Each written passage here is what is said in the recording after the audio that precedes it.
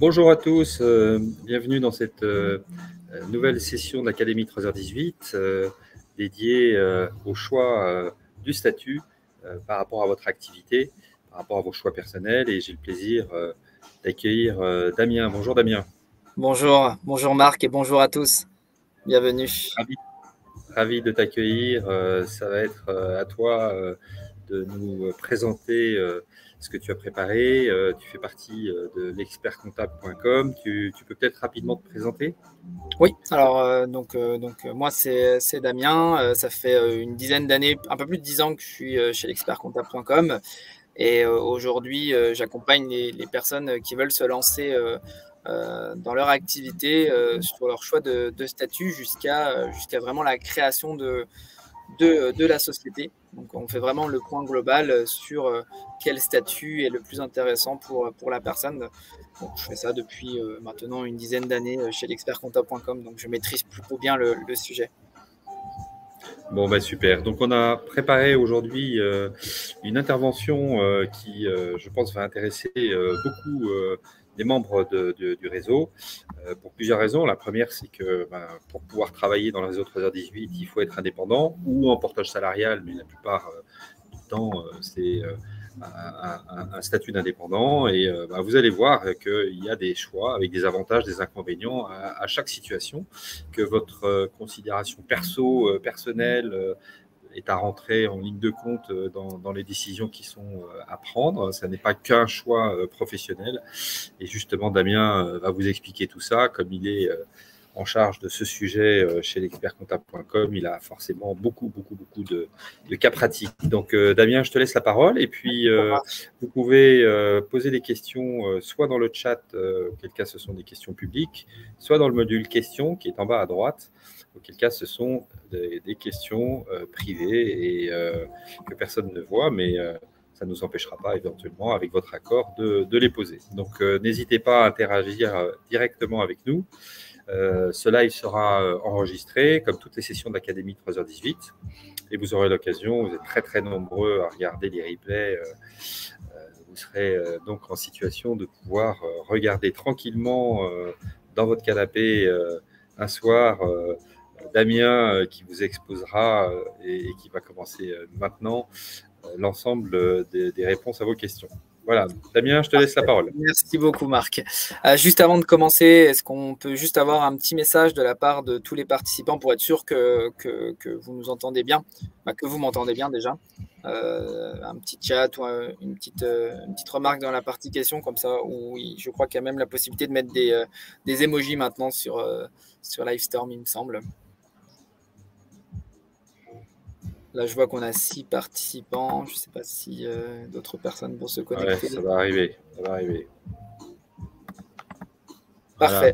Merci Sandrine. Eh ben, du coup, on peut commencer. Alors bon, je me suis déjà présenté. Donc, au niveau de qui se cache derrière l'expertcomptable.com, donc bien vous présenter aussi notre cabinet d'expertise comptable. Donc, c'est un cabinet d'une 150aine de personnes qui accompagnent au quotidien des freelances. Donc, c'est une équipe spécialisée dans la création d'entreprises et aussi dans l'accompagnement comptable.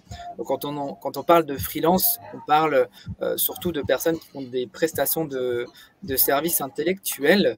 Ça va du consultant informatique en passant par l'agent commercial et également les conseillers en gestion de patrimoine, par exemple. La plupart de nos clients ont entre 80 et 120 000 euros de chiffre d'affaires et ce sont surtout des créateurs. C'est 81% de créateurs d'entreprises et notamment des personnes qui sortent souvent de Pôle emploi, qui sortent souvent d'un statut de CDI et qui sont chez Pôle emploi. Aujourd'hui, actuellement, on a une offre spéciale. Vous le verrez après la présentation de toutes ces slides. Si vous êtes intéressé par une création d'entreprise, c'est qu'on a une offre spéciale aujourd'hui qui est de vous offrir nos honoraires sur la création d'entreprise. Donc voilà, si vous êtes intéressé par les services de l'expertcomptable.com, n'hésitez pas à revenir vers moi. Je serai ravi de vous accompagner. Donc, sur les sujets qu'on va aborder aujourd'hui, donc forcément, quand on est indépendant et qu'on souhaite passer indépendant, on a plusieurs choix de statut juridique. notamment donc, la micro-entreprise, le URL et la SARL. Donc, on va vite comprendre que le URL, c'est plus pour une personne qui va se lancer seule et une SARL, une personne qui va s'associer avec une autre personne. En gros, une URL, ce qu'il faut comprendre, c'est une SARL avec un seul associé. Idem pour la partie SASU et SAS. Peut-être décrire les acronymes pour que tout le monde comprenne bien ce qu'il y a derrière les lettres. Alors, le URL, c'est entreprise unipersonnelle à responsabilité limitée. SARL, c'est société anonyme à responsabilité limitée. La SASU, c'est société anonyme par action unipersonnelle. Société par action simplifiée, pardon, unipersonnelle. Et SAS, c'est société par action simplifiée, tout simplement. Et à la fin, on terminera bien évidemment avec des questions-réponses si vous avez des questions suite à tout ce que je viens de vous présenter. On va commencer du coup par la micro-entreprise. Alors la micro-entreprise, le principe de la micro-entreprise, c'est d'avoir un suivi administratif ultra simplifié. Pourquoi? Parce qu'en finalement, on va encaisser son chiffre d'affaires sur un compte professionnel. Ou un compte personnel dédié, hein, c'est tout à fait également possible. On va payer des charges sociales en fonction du chiffre d'affaires et on n'aura pas forcément besoin d'avoir un accompagnement au niveau comptable. La seule chose qu'il faut avoir, c'est vraiment un suivi rigoureux de son chiffre d'affaires puisqu'il y a des seuils à respecter. Des seuils à respecter qui sont pour la prestation de service au niveau du régime, c'est-à-dire que si on dépasse 2 années de suite ce chiffre d'affaires sur le régime de 77 700 € pour les prestataires de services, vous basculez directement dans un statut qui s'appelle l'entreprise individuelle. L'entreprise individuelle, on en parlera un petit peu lors de cette session pour vous expliquer un petit peu le pourquoi du comment. Ce n'est pas toujours le meilleur choix statutaire non plus. Donc, si on dépasse 2 années de suite le plafond du régime, on bascule en entreprise individuelle. Donc, les plafonds, c'est 77 700 si vous êtes en prestation de service. Et si vous êtes en achat-revente de marchandises, c'est 188 700. Il y a un autre seuil à bien respecter aussi, à faire attention, c'est le plafond de la franchise en base de TVA. C'est-à-dire que en dessous de ce seuil, vous n'êtes pas obligé de déclarer votre TVA. Et si vous dépassez ce seuil, vous allez devoir commencer à appliquer la TVA sur vos factures. Donc, c'est pour ça qu'il faut bien suivre ce chiffre d'affaires. Donc, c'est 36 800 € pour les prestataires de services et 91 900 pour les personnes qui font de l'achat-revente de marchandises. Au niveau du dépassement du seuil de la franchise en base de TVA, il faut bien reprendre en fait toute la facturation à partir du premier mois de déplacement. C'est-à-dire que, admettons, on est au mois d'octobre, là vous venez de facturer, vous n'avez pas encore dépassé le seuil et vous refacturez d'ici une quinzaine de jours. Vous dépassez le seuil, et bien du coup vous allez devoir reprendre toute la facturation depuis le premier jour de dépassement. C'est-à-dire que même la facture qui ne vous a pas fait dépasser le seuil devra être pris avec de la TVA. Alors, quand vous fonctionnez avec des professionnels, c'est pas trop, on va dire trop grave, parce que en général, les professionnels vont pouvoir récupérer la TVA que vous leur refacturez. Donc pour eux, ça va être neutre. Mais pour vous, c'est important puisque derrière, vous avez des obligations. Et si vous ne respectez pas ces obligations, vous pouvez être embêté par l'administration. Donc ça, c'est sur la partie chiffre d'affaires. Au niveau des charges sociales, donc je vous le disais, on a des charges sociales qui sont calculées sur le chiffre d'affaires encaissé. Donc pour les personnes qui sont travailleurs non salariés, donc c'est le régime c'est le régime de la micro-entreprise. Hein. Vous êtes travailleur non salarié, donc vous êtes dépendant de l'URSSAF. Le taux de charge sociale, c'est 21,2% du chiffre d'affaires lorsqu'on est dans une activité de service et 12,3% du chiffre d'affaires quand on est en marchandises. Au niveau du régime fiscal, sur l'impôt sur le revenu, il y a un abattement forfaitaire de 34%. Donc l'abattement forfaitaire de 34%, en fait, il s'applique si vous n'avez pas l'option du prélèvement libératoire. Alors l'option du prélèvement libératoire de 2,2% du chiffre d'affaires, il peut s'appliquer que si vous ne dépassez pas un certain seuil de revenu fiscal de référence. Ce revenu fiscal de référence, vous le trouvez sur votre avis d'imposition. Donc, c'est sur le dernier avis d'imposition. Là, par exemple, en 2023, ça sera l'avis d'imposition 2022 sur les revenus 2021. Dès lors que vous allez passer, si vous voulez passer en auto-entreprise en 2024, vous allez devoir regarder votre dernier avis d'imposition que vous avez certainement dû recevoir là dernièrement sur les revenus 2022 que vous avez reçus en 2023.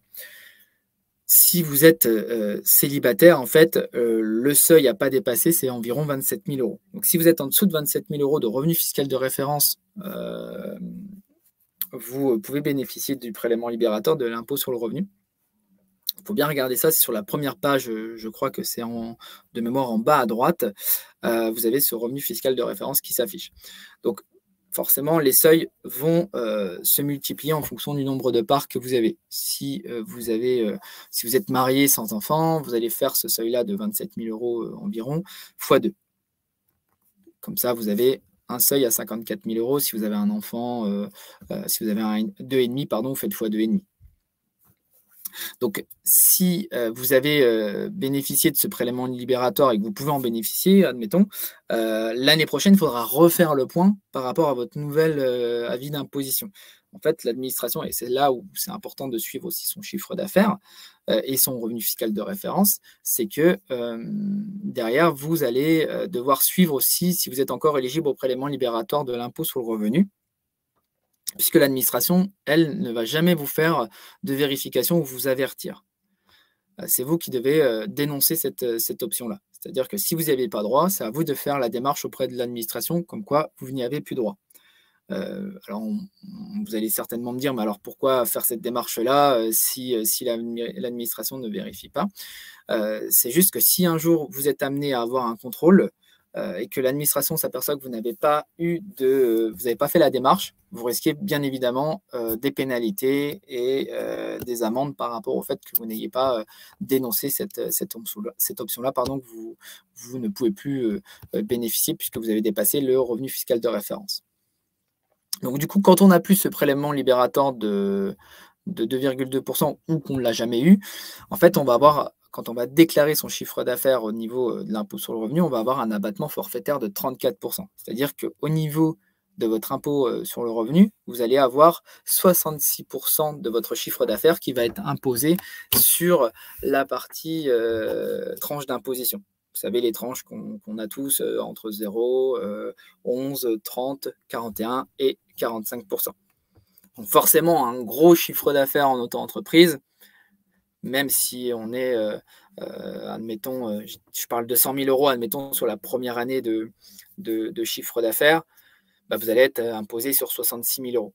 Donc, potentiellement, c'est là où aussi il faudra voir, est-ce qu'il n'y a pas un autre statut plus intéressant, puisque finalement, le chiffre d'affaires est important et derrière, bah, l'imposition sur le revenu peut être important aussi si, admettons, on est célibataire, puisqu'avec 66 000 euros de base imposable, on risque d'avoir une tranche qui avoisine les 30 ou 40%.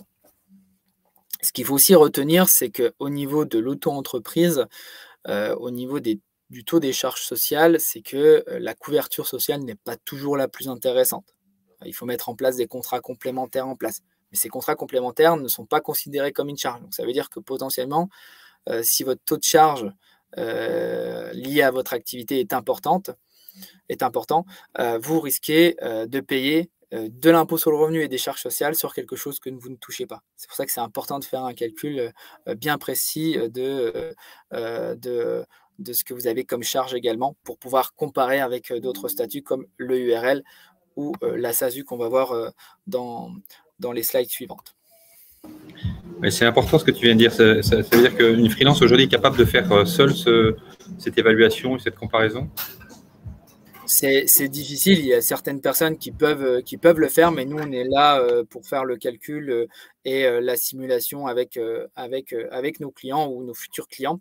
Parfois, nos nos prospects qui arrivent en tant que créateurs d'entreprise et qui veulent créer une structure vont nous demander est-ce que la micro-entreprise n'est pas intéressante pour moi. Nous, on va faire le calcul. Si c'est intéressant, on va le diriger vers la micro-entreprise.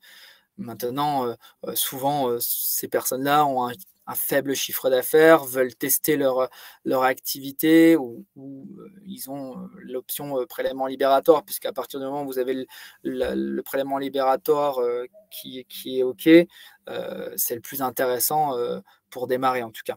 Et après, au bout de 2 ans, normalement, cette personne qui est passée en micro-entreprise revient vers nous pour créer une autre structure parce que forcément, le développement de l'activité est présent. Et comme je l'ai dit, si on dépasse 2 années de suite le seuil, on bascule directement dans une structure qui est entreprise individuelle. Alors, le passage d'auto-entreprise à entreprise individuelle, il est compliqué. Compliqué, pourquoi? Parce que l'administration ne vous avertit pas forcément le 2 janvier. Elle va vous avertir au mois d'avril, par exemple. Donc, ça veut dire que vous devez faire reprendre la comptabilité depuis le 1er janvier. Et souvent, le statut d'entreprise individuelle, il n'est pas intéressant parce qu'en fait, ça ne permet pas d'avoir une grosse visibilité sur son imposition ou ses charges sociales, puisqu'en général, quand on est en entreprise individuelle, on va payer ses charges sociales et son impôt sur le revenu sur le résultat comptable. Donc, le résultat comptable, on le connaît seulement lorsqu'on fait le bilan comptable. Donc, le bilan comptable, c'est à la fin de l'année civile qu'on le connaît. Donc, c'est difficile d'anticiper ces choses-là. Donc, on va le voir sur une EURL ou une SASU, on va avoir plus de visibilité sur ça. Donc, c'est pour ça qu'il faut faire, et c'est ce que je dis à chaque fois, il faut anticiper un petit peu ce dépassement de seuil. Je le dis régulièrement, l'anticipation, c'est vraiment la qualité de tout bon entrepreneur. Donc, il faut anticiper. Là, si vous êtes déjà en auto-entreprise et que vous avez potentiellement un gros chiffre d'affaires, je vous invite à nous contacter pour qu'on puisse refaire le point parce que c'est important de se dire, OK, je ferme mon auto-entreprise au 31 décembre, par exemple, et je vais aller sur une autre structure à partir du mois de janvier 2024. Et parfois, quand on veut développer son activité, les statuts de société peuvent être intéressants.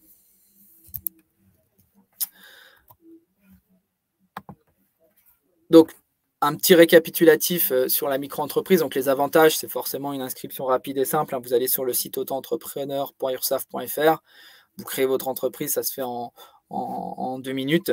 Le calcul des cotisations sociales, c'est simple. Vous prenez votre chiffre d'affaires, vous faites fois le taux et vous avez votre calcul de charges sociales. Le formalisme est réduit puisque vous avez pas forcément de besoin de suivi comptable, malgré le fait qu'il y ait quand même un besoin de votre côté à faire suivre tout ce qui est aspect chiffre d'affaires. Justement, là-dessus, si vous êtes dans cette situation-là et que pour vous, la micro-entreprise est le plus intéressant, nous, on peut vous fournir et vous mettre en relation avec un partenaire qui s'appelle Time, qui, lui, propose un outil de suivi de sa facturation gratuit pour les auto-entrepreneurs, où vous allez pouvoir suivre les registres, suivre l'encaissement de votre chiffre d'affaires, ce qui va vous permettre aussi d'avoir cet œil là-dessus. Et l'avantage aussi, c'est que vous allez certainement pouvoir ouvrir un compte professionnel chez eux, puisque Time propose également un compte pro pour les auto-entreprises. Donc, les inconvénients sur la micro-entreprise, c'est forcément cette limite de chiffre d'affaires. Je vous donne vraiment mon expérience là-dessus. J'ai eu, il y a quelques années, une personne qui m'a tenu un discours et je trouvais ça un peu dommage dans le sens où elle se bloquait réellement par rapport à son chiffre d'affaires. Elle me disait moi, je ne veux pas dépasser les 75 000 parce qu'à l'époque, le seuil était à 75 000 euros. Je ne veux pas dépasser les 75 000 euros de chiffre d'affaires parce que ça va me faire basculer dans un autre statut. Je trouve ça dommage de se bloquer en termes de développement d'activité juste parce qu'on veut rester en auto-entreprise. L'auto-entreprise, elle est intéressante vraiment pour tester son activité. Moi, c'est réellement ce que je pense. Ou en termes de gains financiers, si on a le prélèvement libératoire, mais derrière, ça ne va pas vous apporter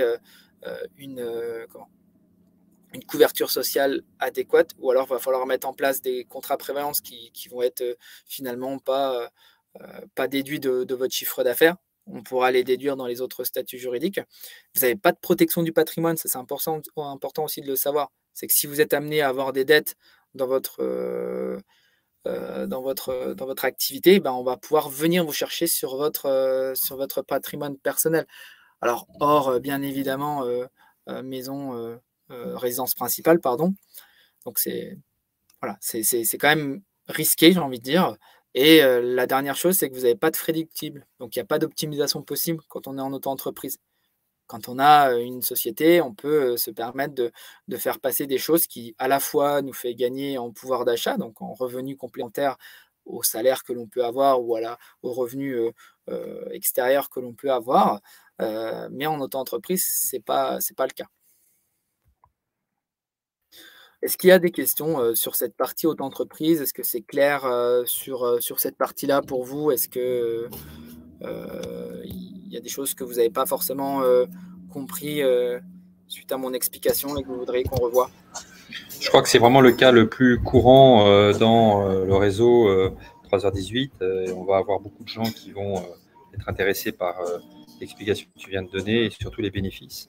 C'est qu'on a beaucoup de gens qui sont à la limite et qui se posent la question, est-ce que vraiment je franchis le cap et je crée ma SASU? Je pense que tu as donné un des gros avantages en expliquant la possibilité de déduire les frais. Ça, c'est quand même extrêmement intéressant. Voilà, je pense que c'est quand même assez clair, mais tu peux peut-être nous donner d'autres bénéfices, hein, mais pour moi, je crois que c'est quand même assez clair. Oui, merci beaucoup. Ce que je peux dire, en tout cas, c'est que si on commence à être entre 10 et 15% de votre chiffre d'affaires en termes de charges, on va plutôt… là, c'est vraiment là où il faut avoir une réflexion sur le choix du statut juridique par rapport à l'auto-entreprise. Ça ne va pas être intéressant puisque forcément, je vous donne… L'explication peut être pas forcément comprise parce que le schéma est difficile à expliquer, mais quand vous n'avez pas le prélèvement libératoire, vous avez 34% d'abattement. Dans les 34% d'abattement que vous faites sur votre impôt sur le revenu, on peut considérer qu'il y a 22% de charges sociales. Les 22% de charges sociales qu'on paye sur son chiffre d'affaires. Donc, c'est déjà 22 qu'on va déduire de ces 34. Ça veut dire quoi? C'est que l'administration nous autorise, entre guillemets, à déduire forfaitairement, du coup, 12% de plus que les charges sociales en termes de charges forfaitaires liées à son activité. Donc, si vous avez plus de 12% de charges liées à votre activité, on va dire que à 100% des coûts, vous allez devoir basculer sur un autre statut parce que ça va être plus intéressant pour vous. Et souvent, on se dit, et on va voir les taux de charge dans les autres structures, mais souvent, on se dit que le taux de charge de 22% sur une auto-entreprise, c'est avantageux par rapport aux autres taux de charge qu'on peut connaître en EURL ou en SASU qu'on va voir tout à l'heure. Oui, mais certes, le pourcentage est plus faible, mais la base d'imposition n'est pas la même. Là, on parle de la base, c'est le chiffre d'affaires. Dans les autres statuts, on va plutôt parler de base liée à sa rémunération. Donc ça, c'est quelque chose qu'il faudra retenir justement pour la suite de la présentation. Hop, je continue donc du coup sur la partie… Est-ce que je rebondis sur ce que tu viens de dire, est-ce qu'on peut dire, même si c'est un peu caricatural, c'est que bon, à partir d'un certain chiffre d'affaires, si on a vraiment beaucoup de charges à passer, un peu de salaire évidemment, mais des charges, des notes de frais, des déplacements, des achats de PC, évidemment ces frais de comptabilité qu'on peut déduire, etc. Quand on a suffisamment de charges et qu'on a l'intention de jouer aussi cette carte de déductibilité, on est mûr pour basculer sur la SASU. C'est un peu caricatural, mais c'est souvent quand même ce que j'entends de la part des freelances. Est-ce que c'est comme ça qu'il faut raisonner? SASU ou URL, moi je ressortirais juste par rapport à ta remarque, Marc, la partie honoraire comptable qu'il ne faudrait pas prendre en compte. Pourquoi il ne faut pas la prendre en compte? Parce que c'est pas comparable dans le sens où en auto-entreprise, on n'a pas ces charges-là et en EURL, on a ces charges-là. Donc je dirais que je ressors toujours, moi je ne mets jamais en avant le fait que en société, vous allez pouvoir déduire les charges d'un expert comptable. C'est pas l'avantage premier. Pour moi, l'avantage premier, c'est de pouvoir passer des indemnités kilométriques, par exemple, de pouvoir passer une partie de son loyer, de pouvoir passer une partie de son forfait Internet, son forfait mobile, des achats de matériel type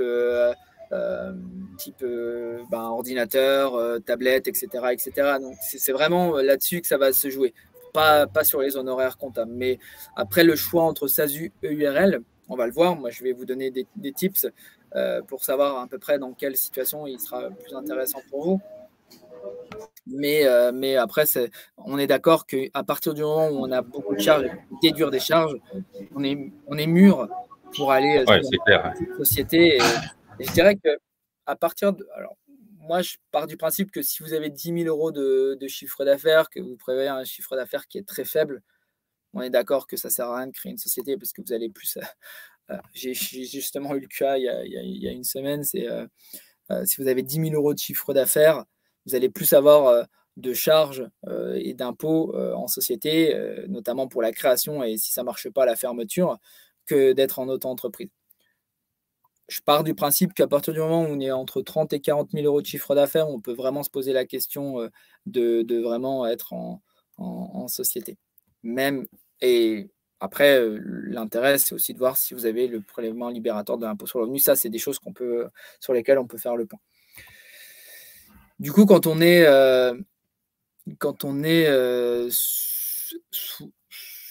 sur une auto-entreprise et qu'on souhaite basculer sur un autre statut, ou carrément on se dit, moi je suis sûr d'avoir un chiffre d'affaires important avec des charges qui vont être importantes parce que je me déplace beaucoup, je vais avoir beaucoup de frais liés à mon activité. Et je vais potentiellement me rémunérer sur la société. On va souvent basculer sur un statut de URL-SARL. Alors, les principes de l'URL-SARL, c'est d'abord une création de société. Donc, on est vraiment une personne morale. Personne morale, ça veut dire que vous protégez votre patrimoine. On a un patrimoine de la société et on a un patrimoine personnel. Vous êtes responsable à la limite de vos apports. C'est-à-dire que vos apports, ça va être quoi? Ça va être le capital social que vous allez apporter au départ. Et ça va être les autres apports que vous allez faire au fur et à mesure de la vie de la société. Parce qu'on peut apporter de l'argent pour subvenir aux besoins financiers de la société. Mais on ne pourra jamais venir vous chercher sur votre patrimoine personnel. Je prends un exemple, on ne pourra jamais vous dire il faut que vous vendiez votre voiture pour payer les dettes de la société. Ça, ce n'est pas possible. Petit bémol là-dessus. Si vous prenez de la rémunération et que vous avez des dettes URSSAF, ce n'est pas considéré comme une dette de l'entreprise. C'est vraiment une dette personnelle. Donc là, c'est la seule situation où on pourrait vous dire il faut que vous payiez vos dettes personnellement. Ça, c'est un petit bémol par rapport à la protection du patrimoine. Moi, je parle en termes de dettes, je parle des dettes à des fournisseurs, des dettes à l'administration fiscale, notamment en termes de TVA, en termes d'impôts sur les sociétés, etc.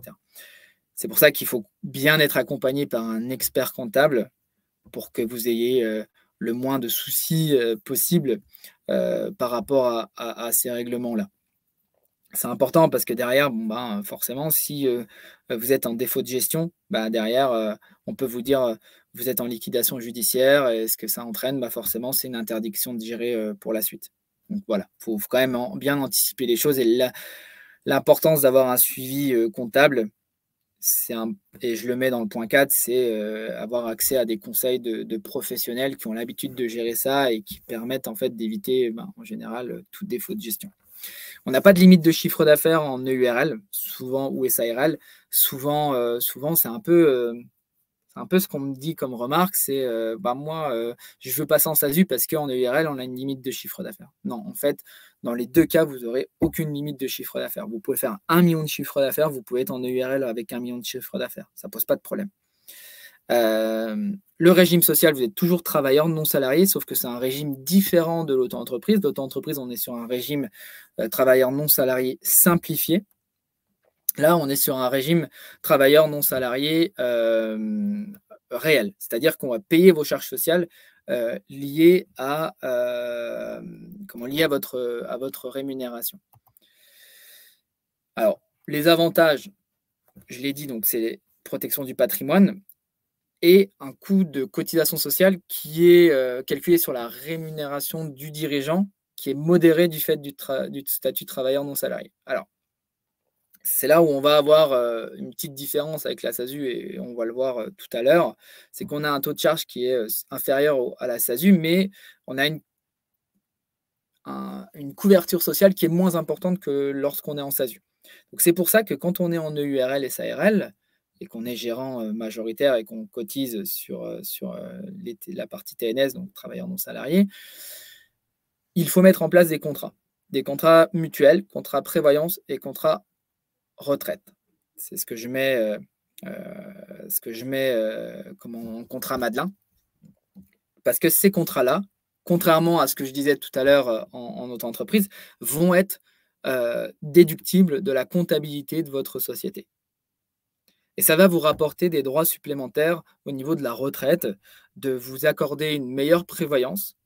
Parce qu'au départ, la prévoyance, elle est vraiment sur une prévoyance de base.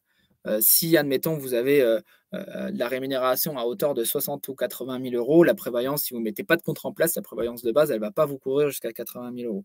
Pour rappel, la prévoyance, en fait, c'est un contrat qui, au bout de 3 mois d'inactivité, ou parce que vous êtes malade, parce que vous avez un souci de santé, c'est la prévoyance qui prend le relais. Et la prévoyance, elle va prendre le relais sur le salaire que vous vous rémunérez. Mais pour ça, il faut mettre en place ces contrats complémentaires vraiment adéquats. Sinon, vous aurez une mauvaise prévoyance et vous risquez d'avoir une énorme baisse de revenus au bout des 3 mois. L'inconvénient quand on est en EURL et SARL, c'est qu'on peut avoir une certaine rigidité des statuts parce que voilà, c'est un peu plus soutenu, on va dire, qu'une SAS ou une SASU. Bon, je considère que ce point-là, quand on est en EURL, les statuts, c'est pas forcément le plus gros inconvénient, puisque quand on est seul, les statuts, il n'y a pas forcément besoin de mettre énormément de choses dedans. Gros inconvénient, c'est d'avoir des dividendes qui sont soumis aux cotisations sociales. Donc pour ceux qui se disent je vais prendre un salaire qui est modéré et le reste je le laisse en bénéfice et je prends des dividendes, c'est pas forcément le meilleur choix. Notamment si vous avez un chiffre d'affaires qui est en dessous de 100 000 euros. À partir du moment où vous allez avoir un chiffre d'affaires qui va être aux alentours de 150 000 euros, là on va pouvoir peut-être parler d'optimisation rémunération de dividendes en EURL ou en SARL. Pourquoi? Parce qu'en fait, l'avantage, c'est d'avoir aussi les dividendes qui peuvent être soumis à ce qu'on appelle la flat tax. La flat tax, c'est 12,8% d'impôt sur le revenu. Donc, il y a un calcul à faire et ça, c'est important d'être accompagné aussi pour savoir à quel moment, à quelle jauge on arrête de se rémunérer directement en rémunération, puisque la rémunération n'est pas soumise à la flat tax, donc il n'y a pas cette possibilité-là. Donc c'est soumis aux tranches marginales d'imposition avec abattement de 10%. Et du coup, forcément, imaginez, vous avez 150 000 euros de chiffre d'affaires, vous avez 10 000 euros de charges, admettons, et ça veut dire que vous avez une enveloppe à 140 000 euros pour entre rémunération et charges sociales. Potentiellement, la rémunération va avoisiner les 100 000 euros en net. Donc, vous mettez 100 000 euros, vous êtes dans une tranche à 41% si vous êtes célibataire. Alors que 80 000, vous êtes dans une tranche à 30%. Donc, si on diminue un peu la rémunération et qu'on laisse, admettons, 20 ou 25 000 euros en bénéfice et que finalement, on paye que 12,8% d'impôt sur le revenu là-dessus quand on se les verse en dividende, ça sera certainement plus avantageux pour vous que de prendre tout en rémunération. Alors, le calcul, là, je l'ai fait un peu rapidement, mais c'est pour vous montrer un peu le schéma et la réflexion qu'il faut avoir à partir du moment où on dépasse 80 000 euros de salaire net. On a une problématique aussi, et ça vous la connaissez certainement tous, si vous avez connu un peu le RSI à l'époque qui a été changé en SSI. Alors le changement, on va dire que ça a changé que le nom.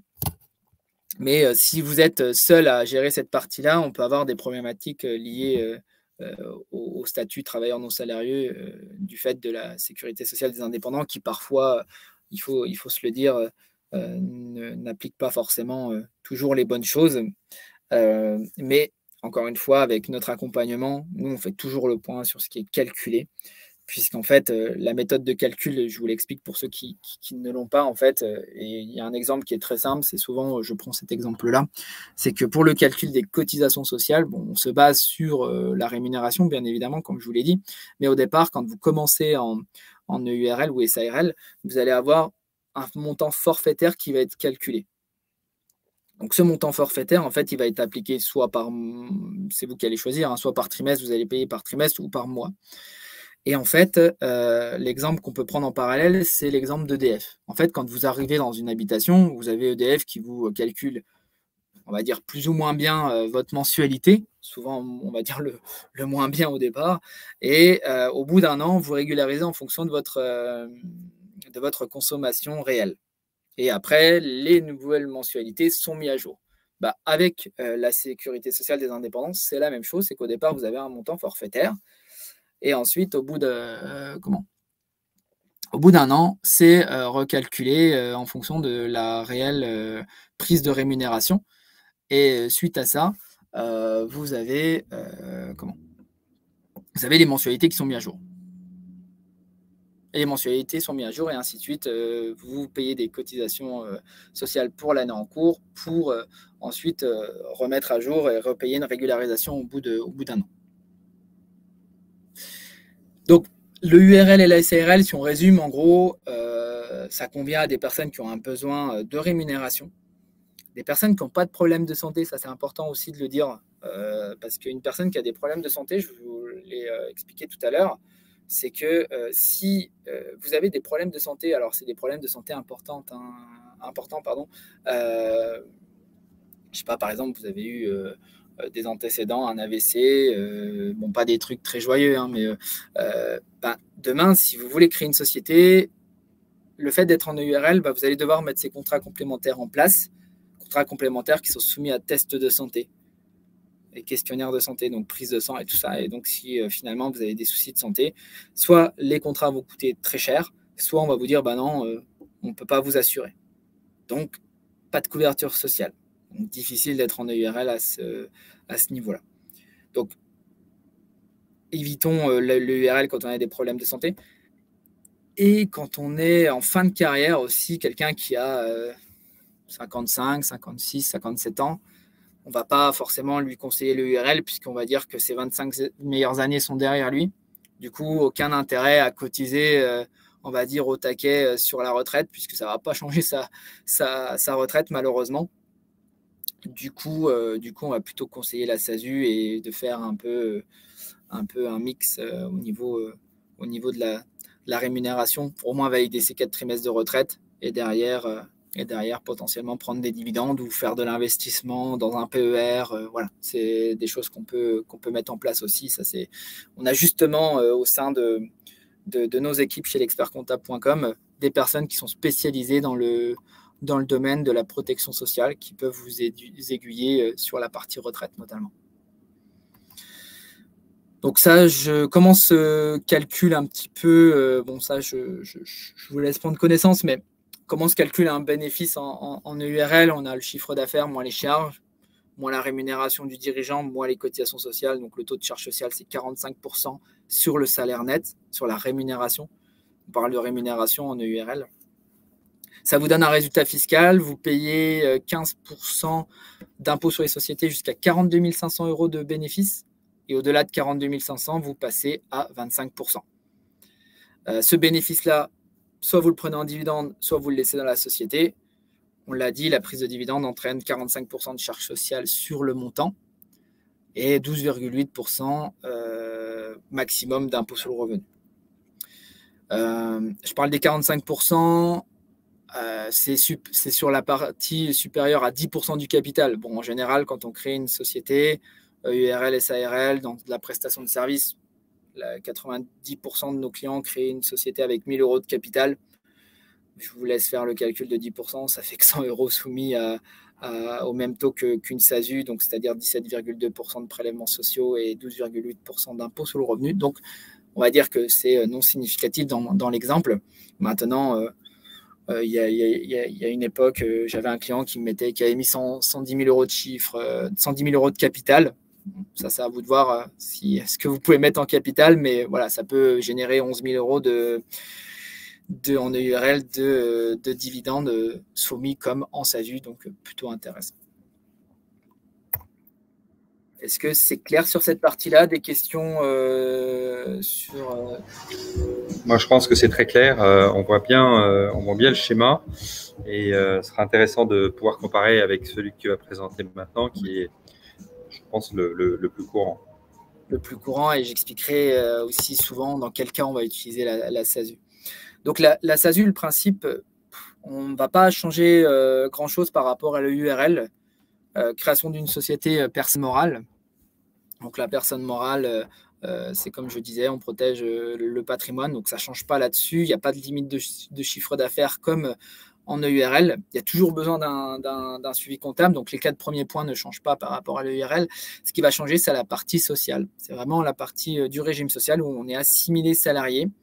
Donc l'assimilation salariée, ça ne veut pas dire qu'on va potentiellement cotiser au chômage. Souvent, on fait un peu ce raccourci-là. Il faut savoir que quand on est dirigeant de société ou d'entreprise, on ne cotise jamais au chômage. On peut payer des assurances chômage extérieures, on va dire, mais ça, pour être honnête, ça coûte un bras. Donc, ce n'est pas toujours l'idéal. Les avantages de la SASU ou de la SAS, c'est qu'il n'y a pas de minimum de charges sociales à payer. Ça, je ne l'ai pas dit en EURL. C'est qu'en fait, quand on est en EURL et qu'on ne prend pas de salaire, on a toujours un minimum de charges sociales à payer. C'est si vous avez l'ACRE, donc l'ACRE, c'est l'exonération partielle de cotisation. Donc, en fait, c'est l'aide à la création et à la reprise d'entreprise. C'est exactement ce que ça veut dire comme acronyme. C'est en gros, sur une URL, on passe de 45 à 22% de charges sociales sur le salaire, dans la limite de 30 000 euros de salaire à l'année. Ça correspond à 3/4 du plafond annuel de la sécurité sociale environ. Donc, en SASU, en fait, on n'a pas de minimum de charges sociales. La première année, à partir du moment où vous ne prenez pas de salaire, vous n'avez pas de charges sociales. Quand je disais la première année, c'était 1 500 euros en EURL et c'est environ 2 500 en deuxième année sur une EURL. Vous allez vite comprendre pourquoi c'est important d'avoir cette notion-là en tête.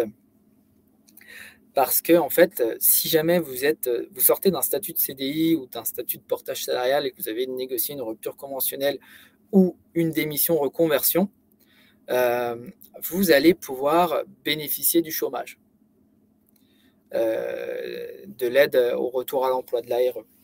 Si cette aide au retour à l'emploi, en termes de montant, vous convient, vous allez, aujourd'hui, c'est 18 mois d'aide au retour à l'emploi par le Pôle emploi. Vous allez, pendant 18 mois, pouvoir développer votre activité tout en ayant une sécurité financière.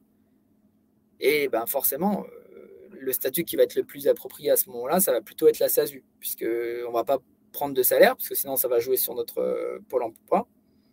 Et quand on ne prend pas de salaire, on n'a pas de charge sociale minimum. Alors que si on se met en EURL et qu'on est à Pôle emploi, on ne prend pas de salaire, mais on a quand même des charges minimum à payer et qui nous rapportent zéro couverture sociale supplémentaire. Donc, déjà, un premier point, c'est que quand on est à Pôle emploi, souvent, on va choisir, et même tout le temps, on va choisir la SASU. Les autres avantages, c'est la souplesse des statuts. Je le disais tout à l'heure, sur une SASU, ça ne va pas, encore une fois, changer grand-chose, mais si jamais vous prévoyez d'avoir des associés plus tard, ça vous laisse une plus grande souplesse.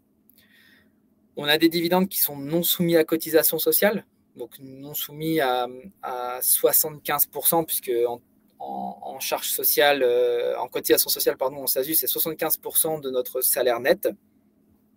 Donc là, les dividendes, elles, sont soumises à prélèvements sociaux. Donc, je disais tout à l'heure, quand je donnais mon exemple sur les 10% du capital, c'est 17,2% de prélèvements sociaux et 12,8% maximum d'impôt sur le revenu. Pourquoi je dis 12,8% maximum? C'est parce que vous avez un choix possible lorsque vous faites votre déclaration d'impôt sur le revenu, c'est soit de les soumettre à la flat tax, donc les 12,8%, soit de dire, moi finalement, ma situation au niveau du foyer fiscal est plus intéressante pour moi et je paye moins de 12,8% d'impôt sur le revenu sur la partie dividende. Du coup, il est plus intéressant pour moi de soumettre au barème progressif. Quand on est en barème progressif, on prend vos dividendes bruts, on enlève 40% d'abattement et on paye sur 60% de vos dividendes bruts.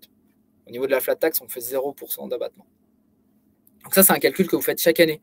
C'est vraiment, moi, ce que je conseille à mes clients souvent, c'est de faire une première déclaration sans la valider en choisissant l'option flat tax et de revenir et de faire une deuxième fois la déclaration en choisissant le barème progressif. Mais ça, Damien, c'est l'expert comptable qui fait la simule et qui t'aide à choisir. On peut la faire, mais nous, on ne va pas. Alors, ça dépend des experts comptables, puisque nous, on ne fait pas la déclaration pour nos clients. On va les conseiller, bien évidemment. Mais certains experts comptables sont. Moi, mon expert comptable le fait. C'est pas compliqué. Il a les matrices. Voilà. Parce que ça peut paraître compliqué quand même, ce que tu racontes là. Ça paraît évident, mais. En fait, c'est juste sur la déclaration. Alors nous, bien évidemment, quand vous êtes devant votre déclaration, si on vient gérer votre dossier, on est là avec vous et vous pouvez très bien se mettre face à une visio et puis vous nous montrez la déclaration et puis on va faire le choix.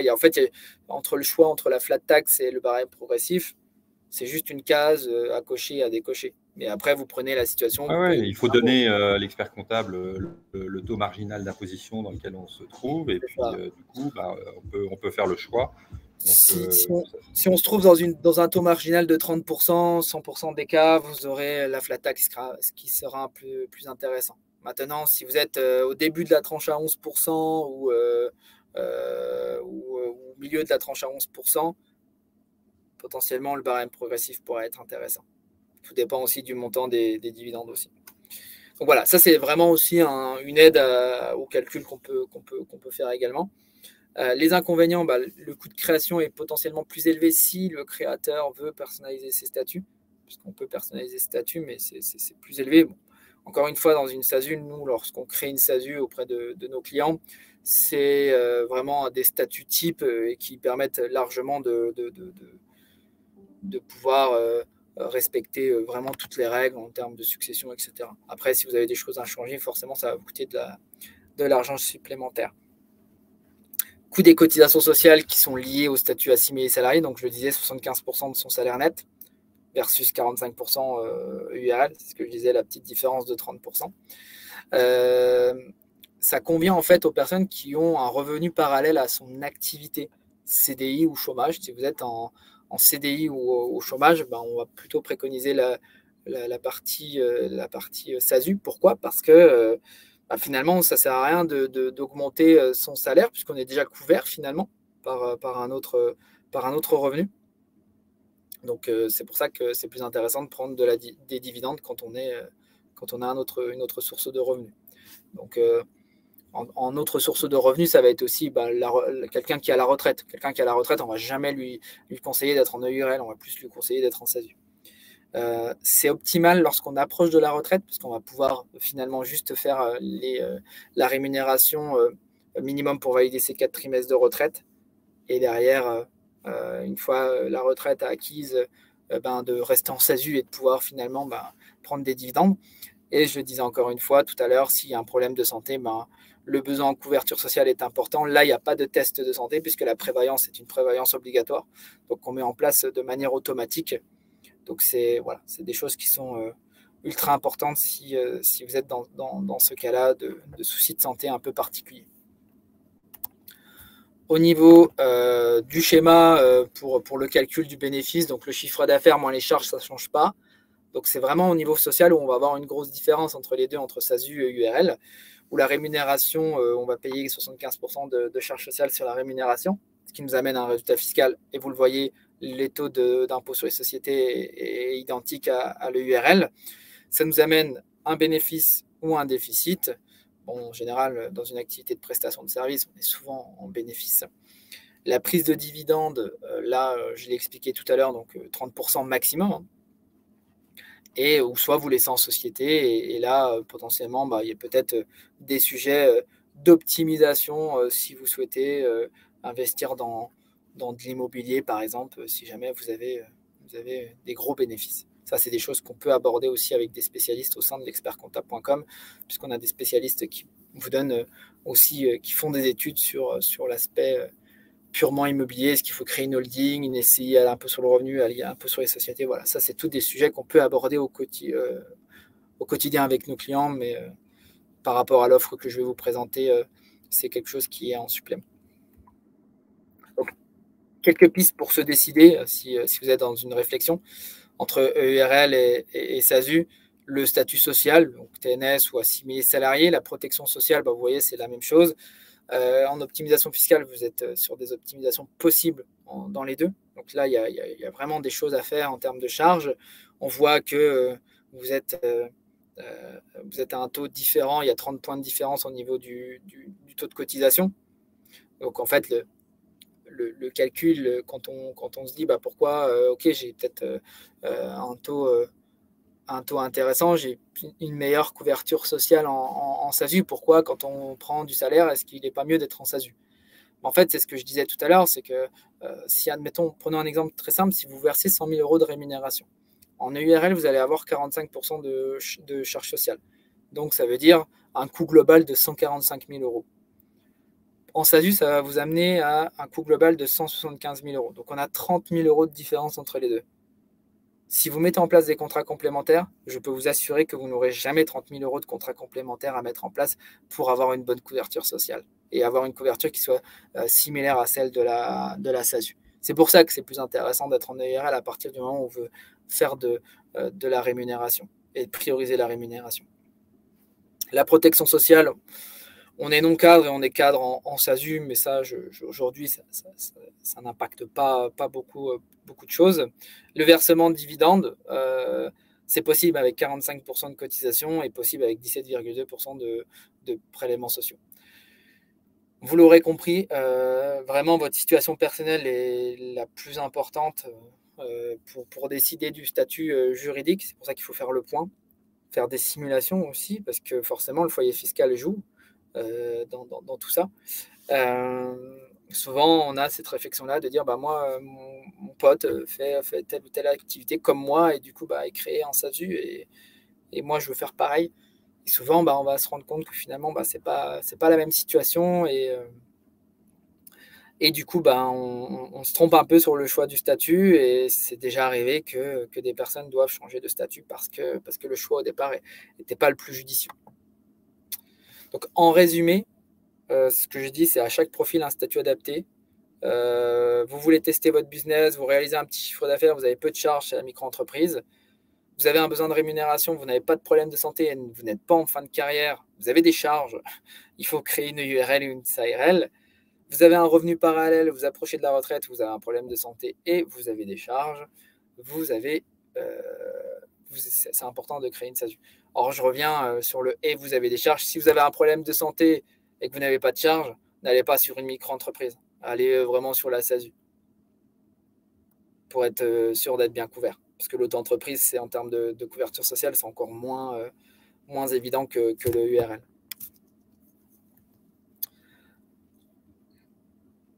Alors, avant d'aborder l'offre, est-ce que vous avez des questions sur tout ça? Est-ce que c'est clair pour vous? Est-ce que vous y voyez un petit peu plus clair?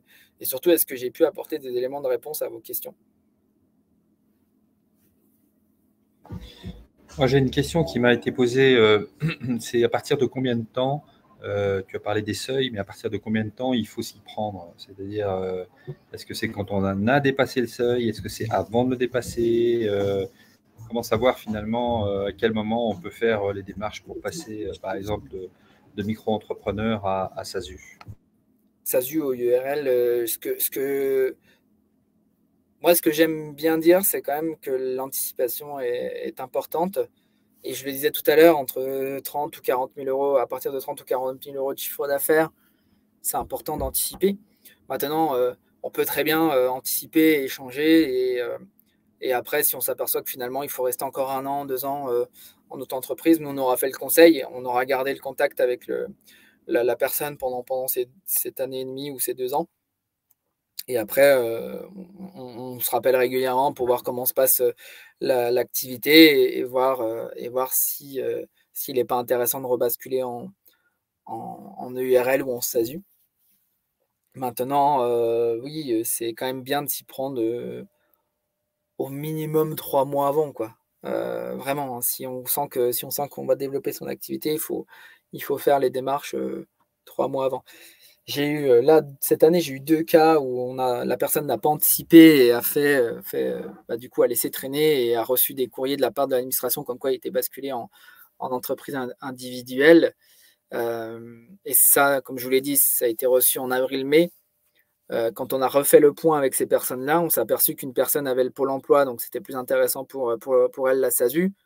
Mais ça veut dire quoi? Quand on bascule en entreprise individuelle, il y a un suivi comptable à faire, il y a un bilan comptable à faire. C'est-à-dire qu'on a dû faire finalement une démarche de comptabilité sur son entreprise individuelle entre janvier et avril ou janvier et mai, et ensuite repayer une création de société. Donc en fait, pour elle, ça lui a coûté un peu plus d'argent que si elle avait anticipé. Donc il y a vraiment des impacts financiers derrière. Vraiment, si vous pouvez anticiper les choses et avant votre dépassement des seuils, vraiment vous dire, bah voilà, je vais quand même refaire le point courant du mois d'octobre avec un comptable, profitez-en, c'est important.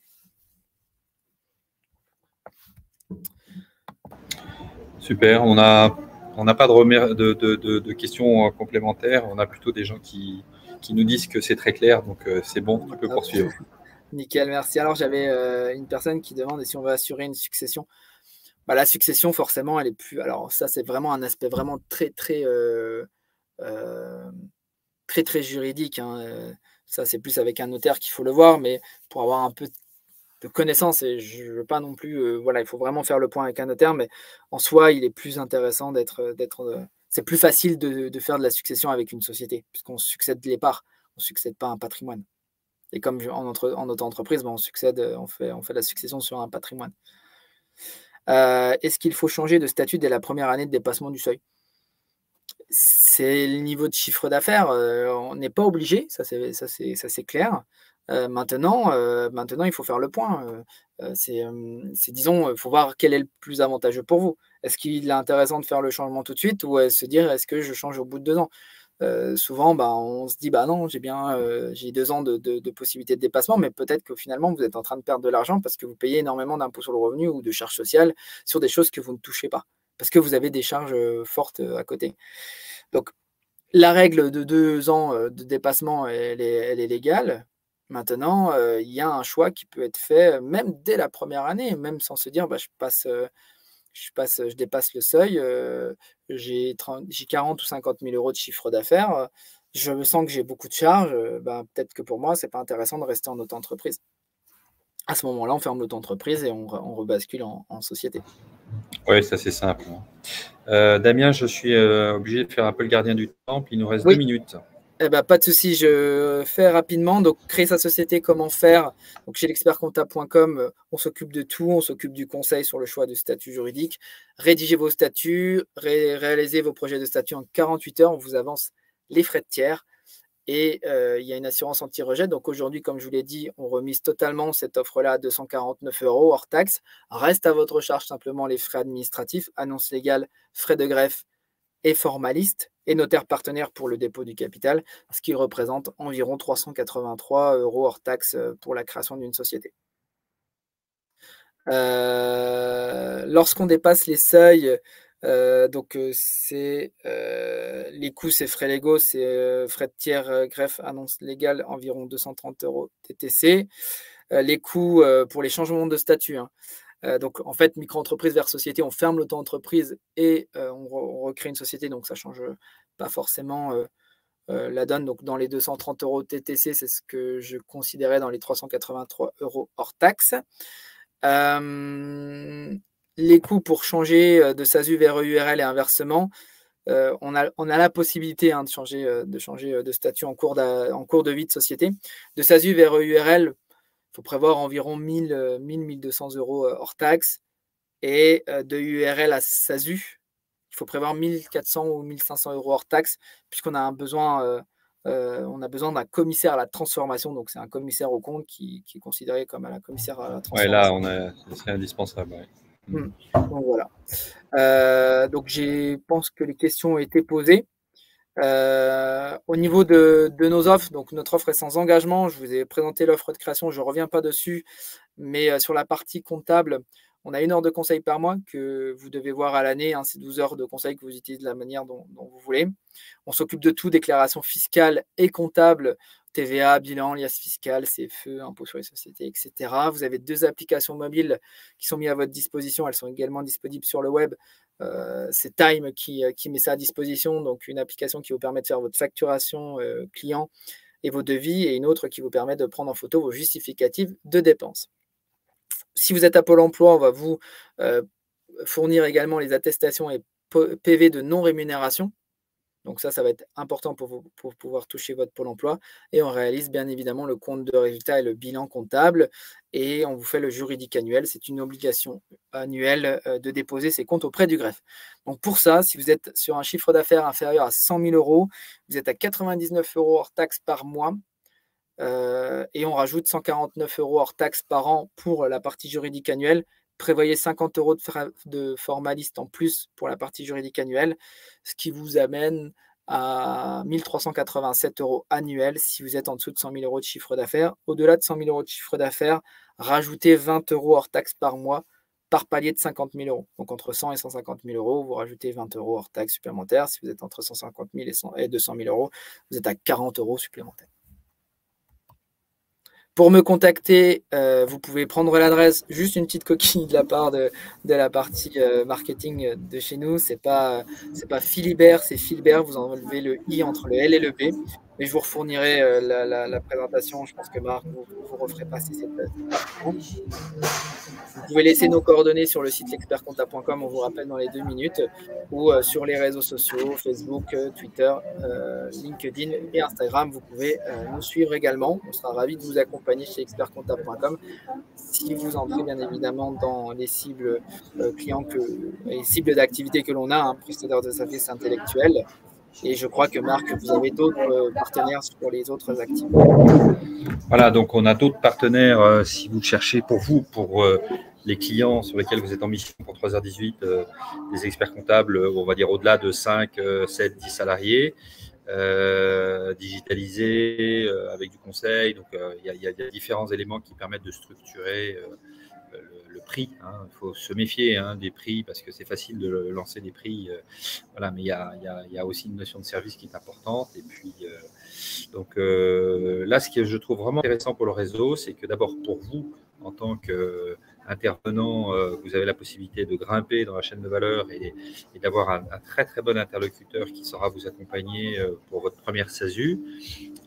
Et puis, ce qui est intéressant aussi, c'est que pour des clients sur lesquels vous intervenez, voilà, on est capable de leur remonter des leads, de leur remonter des affaires et autant faire travailler les gens en qui on a confiance. Donc, merci beaucoup Damien, merci pour ton intervention, c'était super clair. Si jamais on aura très certainement des questions qui vont nous arriver par mail, on te les fait remonter.